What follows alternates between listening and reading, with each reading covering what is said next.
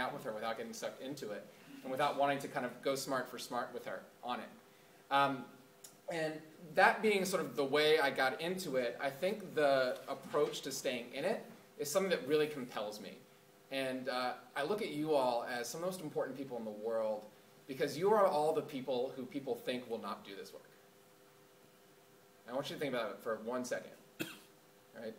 You're the people who, actually even when they're talking about TFA, right, you're the people they talk about are not going to stay doing this work. And that's what they talk about when they talk about TFA. So the reason that is because surely people who are as skilled as you are and as hardworking as you are and have so much human capital in their favor are not going to stay doing this work. And you are. And that's something extremely groundbreaking. And so if any of what you do feels like staying in place, like you're actually shooting off into the stratosphere by doing this. And I want to talk a little bit more about why I think that is true for all great teachers. And I'm going to do that with a little bit of talk from, Robert Thomas,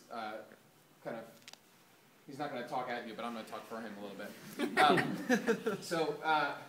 Robert is a senior at Psi Academy now. He's been with us from the beginning in 2008, which was the year we started the school, and he was one of the first scholars to enroll in our school. Jessica was there helping us with that at the time, so you remember.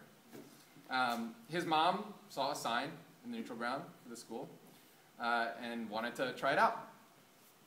So I went over and I did a home visit. We meet with them. And he had an exceptionally firm handshake. He said he wanted a serious school. That was a very big phrase for him, serious school. But Robert actually wasn't qualified for 9th grade because he had failed the LEAP in 8th grade and all the makeup tests. So I had to make Robert sign this paper, which basically said that he and his mother understood that even though Robert was going to take 9th grade classes, he was not really a 9th grader. He was in grade called 8.5, and he would have to take the 8th grade LEAP test again at the end of the year. If he passed, great. All his 9th grade classes would retroactively count for high school credit, and he'd go on to 10th grade with his peers. If he failed, he went backwards to 8th grade. He could not stay at our school, and his 9th grade classes would not count. What an awful thing for a kid to have to accept. But he did. He believed he could do it. He trusted us to give him what he needed to do it. And Robert passed all of his courses. He passed the 8th grade LEAP and the graduate exit exam afterwards. So fast forward to last year, and I can show you this piece of paper. AP exam. Robert was one of the only students in New Orleans to get a 3 on this practice AP test in the early spring. The score qualifies for college credit at about 75% of universities in America. So I look at this and I think about this being the work we choose to do, right? This is what we want. This is what makes us feel good, like we're doing the right thing. But it's hard, you know? It's insanely hard. And not just in all the ways they tell us it's hard, with the kids throwing chairs and cursing you out. It turns out that it's actually only the tip of the iceberg to think about those behavior issues. The real work is with academic deficits that don't tend to make you frustrated. They tend to make you cry, and you meet some characters you never thought you would meet. You meet 3rd graders who don't know the alphabet, 5th graders that can't do addition, 10th graders that can't distinguish cities, states, continents. We have dozens of kids every year, tall, shaving, driving, can't read the word spot, no learning disabilities, just haven't been taught. And yet they can and must have all the opportunities of the kids at the prep school uptown. So you have applied for and been awarded the opportunity to do this type of work. So back to Robert, 1 sec. Robert was just accepted to 8 four-year colleges and universities, a couple liberal arts schools, and most state universities in Louisiana.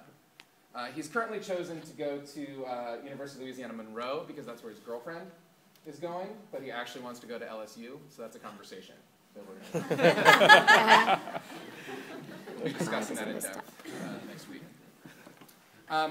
So in thinking about this, I drove here today from actually our annual leadership retreat in which all returning staff members in our Collegiate Academies network learn the skills to be leaders on campus. Because after a year at school, you're expected to be a leader by people who are new and by the people who've learned to trust you. But I just drove an hour and a half because this will be among the most important group of people I've ever talked to. And there is something that I feel really compelled to tell you. Teaching is one of the most powerful positions in our greater civilization.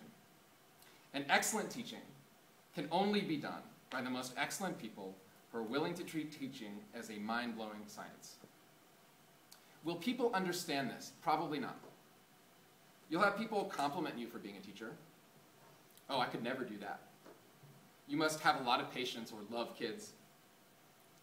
These compliments will sometimes be gratifying, but they might also leave you feeling a bit empty, because a lot of people will not truly appreciate what you are doing.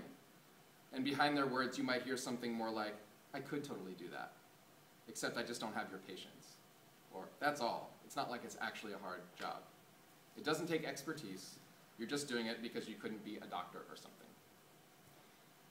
So that brings me to the single most important thing I want to say to you, the thing that I hope you'll remember. You are a doctor. And I'm going to tell you a story to prove this. This is a little history of the medical profession. So 150 years ago, there were way more medical schools in America than there are now. But they were all different. Some gave you a degree after 1 year. Some didn't use the scientific method. Some gave you your license by a majority vote of your peers. As a result, a lot of doctors were mediocre or even terrible. And to be an excellent doctor, therefore, you had to go beyond requirements for your job. You created your own standard. You held yourself to it, because nobody else was going to demand excellence of you. So back then, excellent doctors basically did the following. One, they geeked out. They got every piece of science they could get. They tried to track down journals that were obscure. They learned everything they could about what was out there for them. Two, they cheated and stole from other folks. They apprenticed themselves to the best possible people and got everything they could from them. And third, they persevered. So they were bad at doctoring for many years and worked through it. This is key. Time and practice. That meant that they killed many people and kept doing it.